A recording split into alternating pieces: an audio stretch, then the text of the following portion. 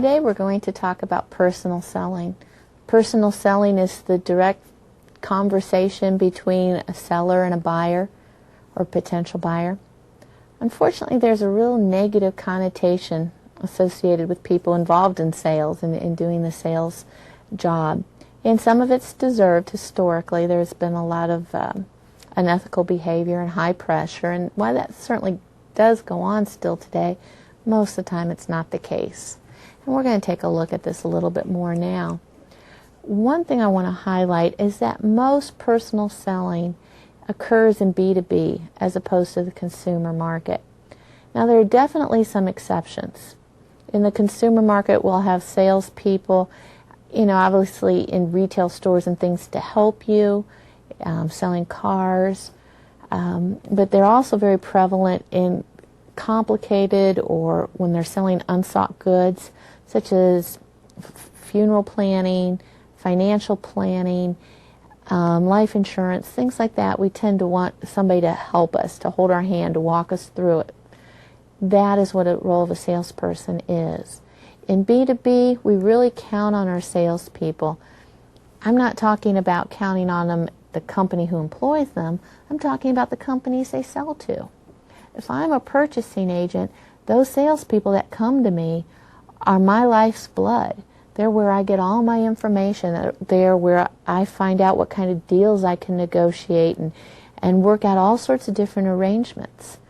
It's a very cooperative relationship most of the time, and that's what our goal is, to try and get to that point.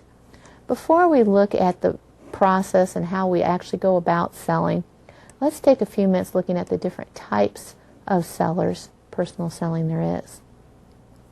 The first one that you see listed here is an order getter. Order getters are what we typically think of as our professional salesperson. Their main goal is to go out and get new sales. Now, the new sales can come in the role of new customers, trying to get new people on contract, or it may be getting existing customers to increase how much they buy or how many different products they buy from us. When I was with Kraft, I would have been classified as an order getter. I would go out and try and find new chain accounts to work with. And we would be looking for new accounts, sign them up for a contract, while I stayed in touch with them, trying to keep the relationship going, helping them all I can. My main emphasis was trying to get some new customers signed on. Order getter. Very typically, the order getter does not actually deal with any transactions. They don't sign any papers. They don't take your first order. None of that occurs. Okay, they're just out there trying to get you on the contract and get us doing business together. An order taker is the salesperson who actually does take sales. It could be that they come out to the customer site and say, okay, it's time to place an order. Let's see, I'll help you with your inventory. Let's see what you need. Or the order taker may be located inside their place of employment, and the companies call and place an order with them, or fax or email an order in. Okay. Order takers are a little more concerned with the transaction. They want to make sure that they're getting the order written down properly, that what the customer actually says they want is what they really do want. Many times the customer orders the wrong thing. I know that may surprise you, but it's true. And the order taker's job is to say, okay, wait a minute, you're ordering this product. In the past, you've ordered something very comparable to that, but not the same thing. Did you mean to change? Did you want that to happen? And that's the kind of mistake that we can avoid with a good order taker. We also have people who are classified as technical support. And technical support is exactly what they sound like. They're the ones who can answer the nuts and bolts questions. They understand the details. They can go out and demonstrate the product, take it apart, and really show what the technical part of a product is. Now let me give you an example that incorporates all three types here, and that is how we buy textbooks in the university market. We have publishers' reps, is what they're called, and these reps are actually salespeople. They're order getters. They go around and talk to different faculty members. They show us the new textbooks that are coming out. the new editions, the totally new ones, or new authors. They show us the supplemental packages that they can get or create for us. But we never place an order with them. If we decide to go with one of their textbooks, an order is actually placed with one of their order takers. It's called into the publisher. The order is placed that way. Now, what about this technical support person? Well, the technical support helps with the sales. They don't actually conduct sales themselves, but they help. An example is a number of years ago, I taught a course where I used a computer simulation. It was a lot of fun, but I'm not too bright when it comes to computers, especially simulations. If they did not have good technical support for me, I wouldn't have done it. I wouldn't have gone with that textbook. The whole reason I went with them was because of the simulation package that they had to go with it. After every class almost, I was calling the technical support people saying, I have another problem, this isn't doing this, or I don't know how to make it do that. And they just walked me through everything, because trust me, it was always my fault. Without that support, again, the sales wouldn't have happened. One other distinction I want to talk about before we go on to the selling process is the difference between transactional selling and relationship selling.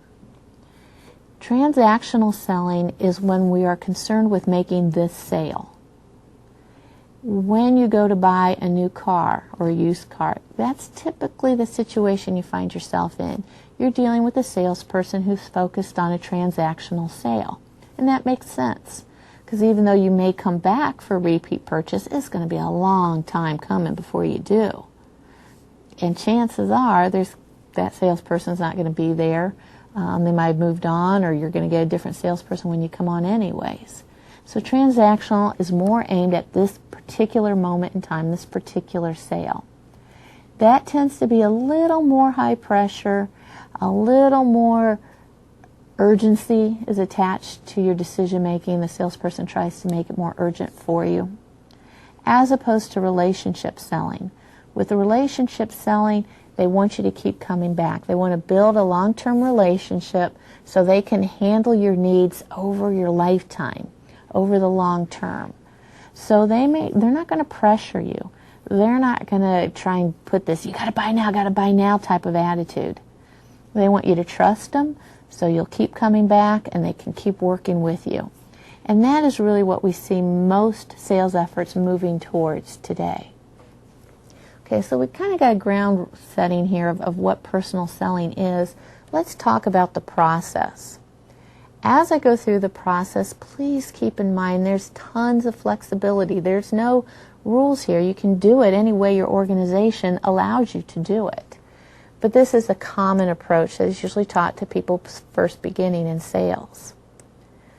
The first step that we have to do, and this is really important in order not to waste your time, is prospecting and qualifying. The opposite of this is what we call cold calls. When you call on people, you have no clue if they're going to want your product or not. You waste a lot of time doing that. If we can get an idea of who might be interested in our product, who uses this kind of product, who's expressed an interest in previously, and come up with these leads, that'll allow our time to be used more effectively. If you remember when we talked about trade shows, I mentioned how when a person goes through a trade show, they can scan a card and they will be sent later on some additional information. This is a lead. It's a good way of getting a list of people who may be interested in your product. Not all of them will. We recognize that. A lot of them are not going to be interested. But we now have a list of people who have expressed some kind of interest. So we're not going to waste our time in pursuing them. So that's prospecting, trying to find people or companies who may be interested in our product, and qualifying them means finding out if we really think there's a potential sale here. Okay, so once we have those leads and we contact them, find out if we can set up a meeting, we need to do some pre-approach before that actual call for setting up a meeting happens. The pre-approach means we want to look at them and decide if we want them as a customer. We want some initial information about them so we understand what their needs may be, how they're going to use our product, what they might be looking for. But what about when I just said if we want them for a customer? Don't we want everybody? No, especially in B2B. One of the things we're going to look at, if we can, is Dun & Bradstreet reports or something to give us an idea on their financial situation. If they're a bad credit risk, if they have a bad financial history or a risky one, we might just want to stay away.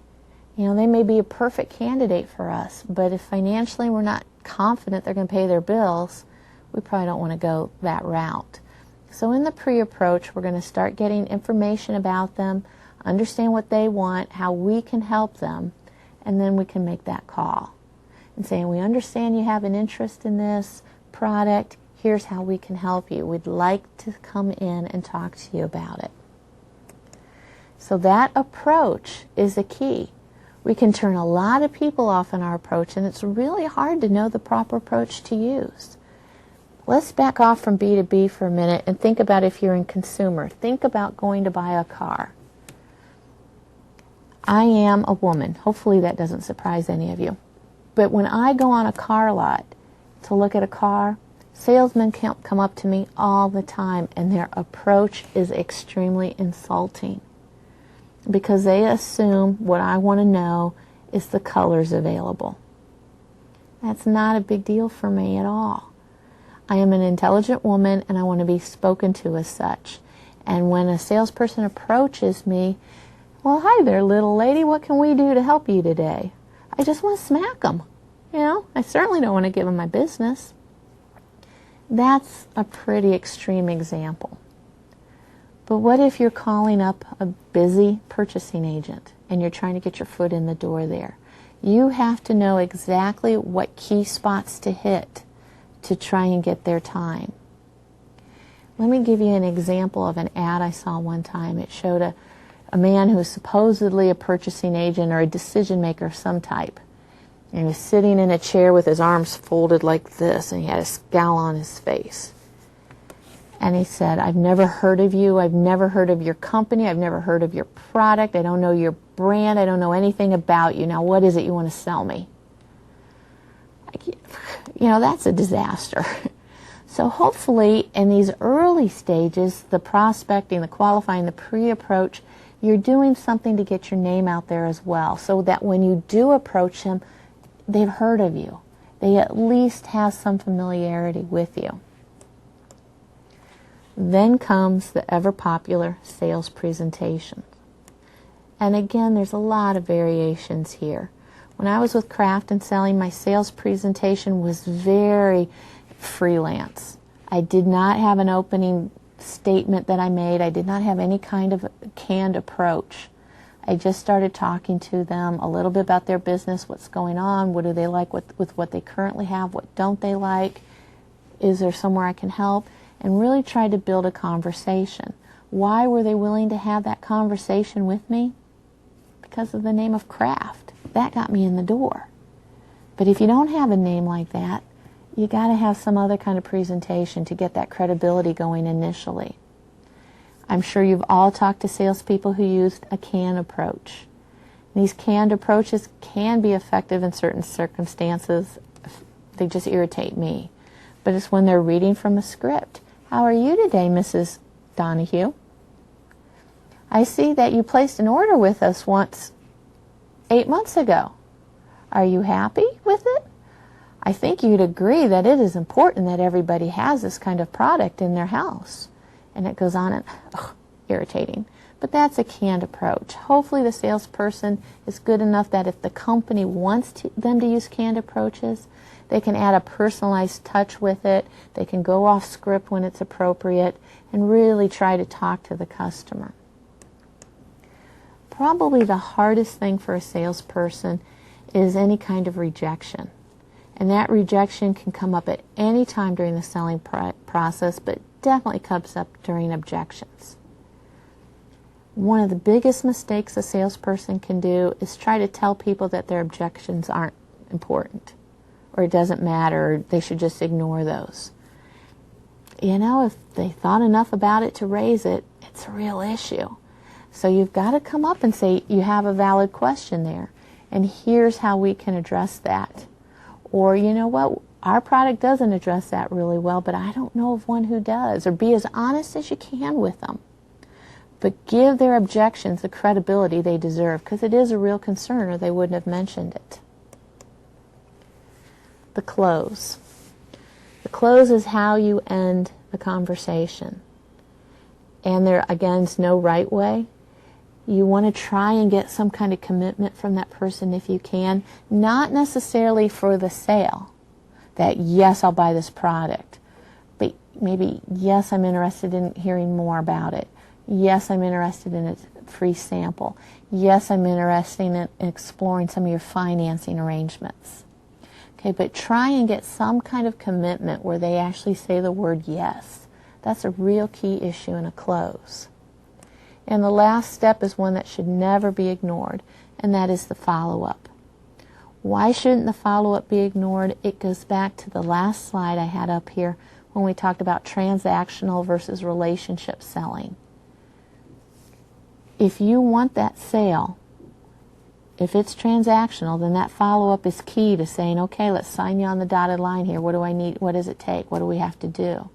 But more importantly, for that relationship, you want to make sure that they're okay with you and your company, and that even if you didn't get the sale, you're leaving things on great terms, so that if the opportunity arises again, they'll feel comfortable talking to you about it and saying, you know what, we didn't go with you last time, but I'd like to talk to you again, because we're re-looking at some of our suppliers.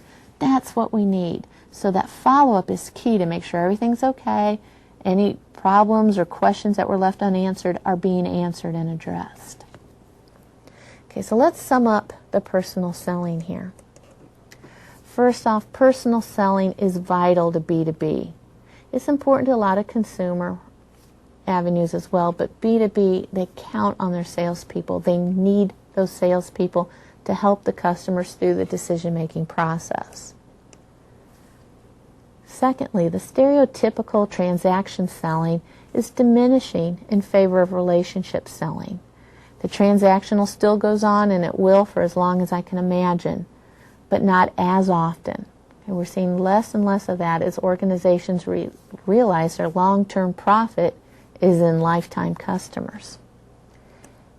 And then finally, as with everything we've talked about in marketing, to make a sales presentation effective, the salesperson must know his or her target audience well, what they are interested in, what they need to hear, what questions they may have, what's important to them.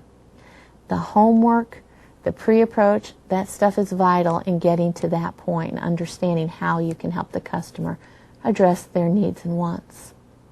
That is it for today. Next time we're going to talk about sales management or managing the sales effort. Have a good day.